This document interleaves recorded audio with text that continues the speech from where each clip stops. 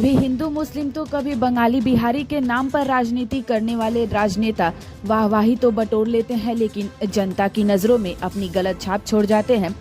दरअसल दुर्गापुर नगर निगम के administrative meeting में दीपांकर लाहा ने कहा था कि जो लोग फुचका बिक्री, छोला भाजा बिक्री करने के लिए ठेला गाड़ी लगाते हैं, उनमें से 90% लोग बंगाल के नागरिक नहीं हैं। वे लोग सब बाहरी है। वहीं जब एक पत्रकार ने उनसे पूछा कि तृणमूल कांग्रेस के मीटिंग और मिचिल में तो भीड़ यही लोग बढ़ाते हैं, तो इस पर भी उन्होंने जवाब देते हुए कहा कि हमारे मीटिंग और मिचिल में कभी उनकी जरूरत नहीं पड़ती। इतना ही नहीं, उन्होंने ये भी कहा कि जो लोग 4 पशु लेकर हमारे राज्य में दूध बिक्री करने के लिए आ जाते हैं, तो वे लोग अपने राज्य में जाकर दूध बिक्री करें। उनके इस बयान पर भाजपा नेता जितेंद्र तिवारी ने कहा कि उन्हें बंगाल की संस्कृति का पता नहीं। जब कलकत्ता देश की राजधानी हुआ करती थी, उस वक्त बंगाल, बिहार और झारखंड एक ही राज्य हुआ करते थे, और बंगाल एक ऐसा राज्य है जहां छठ पूजा होने पर भी बंगाली महिलाएं घाट पर प्रसाद के लिए पहुंचती है। আপনারা তো সাংবাদিক, আপনারা গোটা দুর্গাপুরে, গোটা সিটি সেন্টারে সমস্ত জায়গায় খেয়াল করে দেখবেন, যেটা আমরাও চিন্তিত, দল চিন্তিত, বোর্ড চিন্তিত, যে এই এলাকায় যতজন করছে এই ব্যবসা, ধরুন ছোলা ভাজা বিক্রি, ফুচকাওয়ালা, রাস্তায় ফলের ঠেলা গাড়ি, আপনারা দেখবেন খেয়াল করে, এরা আমাদের পশ্চিমবাংলার নাগরিকই নয়। 100 জন বসলে 90 জন বহিরাগত। মিছিলে ভিড় তো ওরাই বাড়ায়। এটা আপনাদের ভুল ধারণা, এটা আপনাদের ভুল ধারণা। আমাদের মিছিলে তাদের দরকার পড়ে না, কেননা আমাদের দলের এখনো পর্যন্ত সেই দুর্দিন আসেনি যে তাদেরকে নিয়ে মিছিল করতে হবে।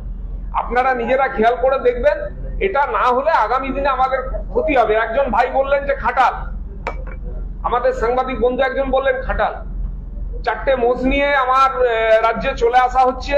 কেন ভাই, তোমার যদি মোষের দুধ বিক্রি করার আছে, ভাই তুমি নিজের রাজ্যে গিয়ে করো। এটা বাংলার উপর বোঝা, এটা বাস্তব। पहले बंगाल का इतिहास समझना चाहिए।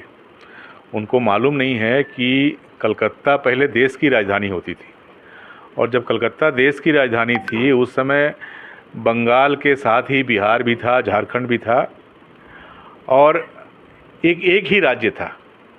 और उस समय से ही बहुत से लोग यहाँ पर रह रहे हैं। राज्य के विभाजन के बाद भी बहुत से ऐसे लोग हैं, हिंदी भाषी लोग, जो लोग बंगाल का जो हिस्सा है यहीं रहते थे और यहीं रह गए। बहुत से बंगला भाषी लोग हैं जो लोग बिहार में रहते थे, जो बाद में झारखंड बना। आप धनबाद में जाइएगा, धनबाद में मास्टर पाड़ा बोल के एक इलाका है, वहाँ देखिए सारे के सारे लोग बंगला भाषी लोग हैं, क्योंकि पहले से रहते आ रहे हैं, आज़ादी के पहले से रहते आ रहे हैं।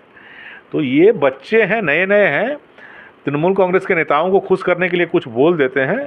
इनके बात को ज़्यादा ध्यान देने की ज़रूरत नहीं है। जो मानसिकता है तृणमूल कांग्रेस की, उसी के अनुसार ये लोग कहते हैं। इनको मालूम नहीं है कि कलकत्ता एक कॉस्मोपॉलिटन सिटी है, और कॉस्मोपॉलिटन सिटी का मतलब ही होता है कि हर धर्म के लोग, हर जाति के लोग, हर राज्य के लोग, हर देश के लोग यहाँ पर रहेंगे। आसनसोल, दुर्गापुर का ये जो शहर है, इसका नेचर भी धीरे धीरे कॉस्मोपॉलिटन सिटी की तरह होता जा रहा है। उसे कुछ लोग समाप्त करना चाहते हैं, इन्हें इसके बारे में आइडिया नहीं है, इसलिए ये लोग बोलते हैं। अच्छा बताइए,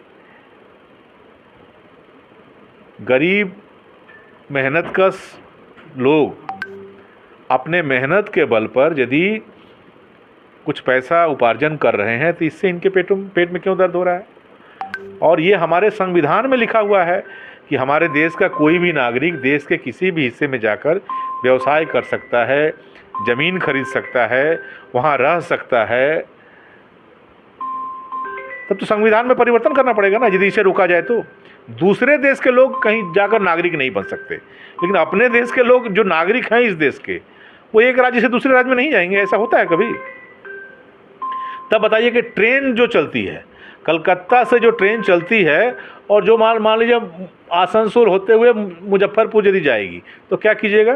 कलकत्ता के हॉकर जो हैं, जैसे बंगाल का बॉर्डर समाप्त होगा वहाँ से ट्रेन से उतर जाएंगे, फिर वहाँ से दूसरे हॉकर चढ़ेंगे, फिर झारखंड ख़त्म हो जाएगा तो वहाँ का हॉकर उतर जाएंगे, फिर बिहार जब का बॉर्डर आएगा तो वहाँ का हॉकर चढ़ेंगे। क्या इनको बुद्धि नहीं है? क्या बोलना चाहिए, नहीं बोलना चाहिए, बुद्धि नहीं है।